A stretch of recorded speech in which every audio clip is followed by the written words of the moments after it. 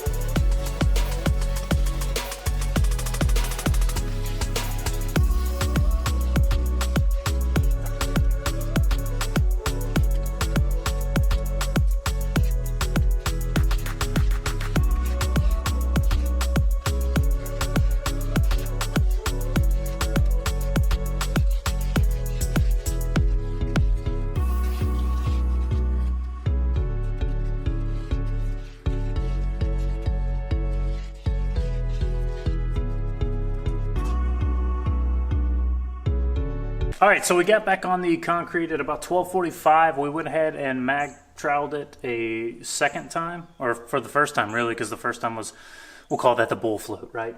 All the bleed water disappeared, and I just mag troweled it. Mag troweling, it's a trowel made of magnesium. It's got slight curve, and you just tip it, you know, opposite the direction that you're going.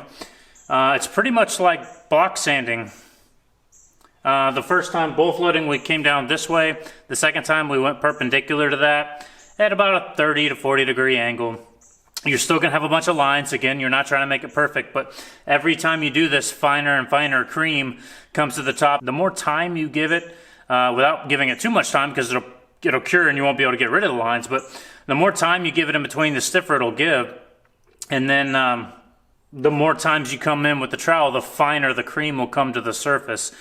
So it will end up being a smooth surface. I'm trying to get it as smooth as I can to try to match the original shop concrete floor. I don't want a broom finish or anything like that. So I'm going to try to hand trowel this as smooth as I possibly can. So we're going to see how that goes. Right now I'm going to cut in the edges, just this little 3/8 edge maker. So we're going to get busy doing that.